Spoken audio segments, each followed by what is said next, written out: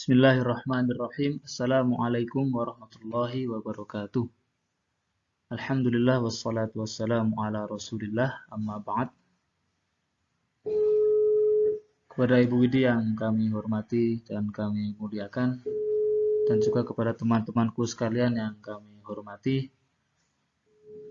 Di sini kami dari kelompok 5 yang beranggotakan saya pribadi Mujahidunus Baihaqi dan Bapak Muhammad Kamaluddin ingin menyampaikan tentang listening.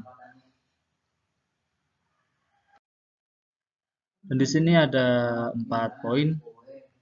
Yang pertama listening strategis, kemudian listening conversation, kemudian listening report, dan yang terakhir listening speech. Yang pertama yaitu listening strategis. Listening strategis adalah teknik atau aktivitas yang secara langsung meningkatkan pemahaman serta ingatan seseorang pada listening input. Listening strategis diklasifikasikan menurut cara seseorang listener memproses input. Dalam real life listening, kita bisa menggunakan strategi tertentu yang tergantung pada alasan atau sebab kita untuk melakukan listening. Ada 2 teknik yang dipakai dalam input listening. Yang pertama bottom up dan yang kedua top down. Yang pertama bottom up atau bottom up strategis atau strategi dari bawah ke atas adalah teori yang mengajukan gagasan bahwa proses pengenalan suatu objek diawali dengan identifikasi kita terhadap bagian-bagian spesifik dari suatu objek yang kita amati, yang menjadi landasan bagi pengenalan objek tersebut secara keseluruhan.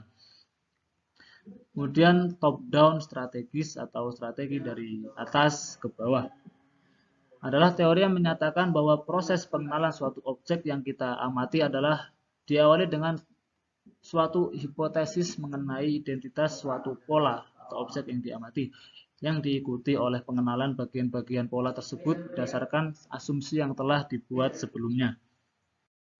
Kemudian poin selanjutnya yaitu listening conversation. Conversation adalah percakapan yang dilakukan seseorang kepada orang lain untuk membahas sesuatu hal yang dianggap penting atau tidak penting sekalipun. Bisa dilakukan oleh 2 orang atau lebih dalam suatu kelompok ataupun pertemuan.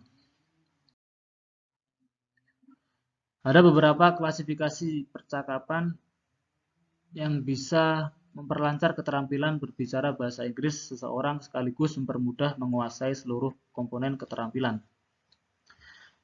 Yang pertama yaitu structural conversation, kemudian functional conversation, dan situational conversation. Yang pertama yaitu structural conversation. Spesifikasi grammar disebut sebagai struktur. Contoh dari struktur antara lain past tense, non-plurals, the comparison of adjectives, dan lainnya.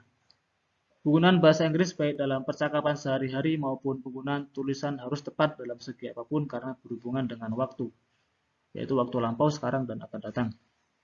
Selain itu, penggunaan struktur bahasa Inggris terkait dengan penggunaan bentuk noun, pronoun, articles, dan bermacam bentuk kata adjectives, verb, dan adverbs. Jadi jenis percakapan ini sangat mengutamakan grammar. Contoh percakapan antara John dan Mary. John, may I borrow your book? Mary, yes, you may. John, by the way, will you come to my apartment tonight? Mary, yes, I will. John, waiter, give me 2 cups of coffee, please.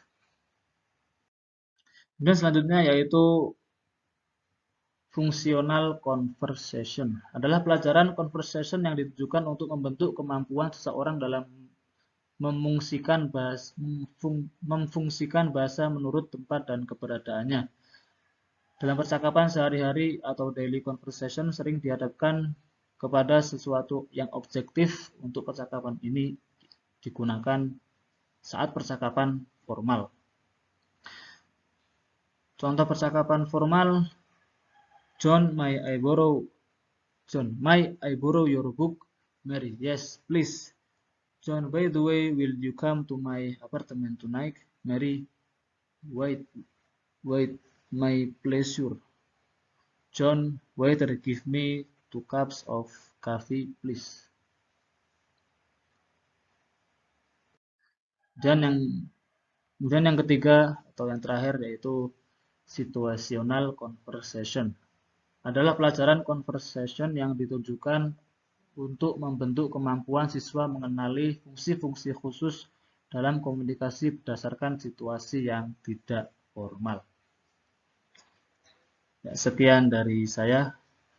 Apabila ada kesalahan saya mohon maaf sebesar-besarnya. Dan juga saya ucapkan terima kasih atas perhatiannya. Dan untuk poin selanjutnya yaitu listening report dan listening speech akan disampaikan oleh rekan saya yaitu Bapak Muhammad Kamaludin.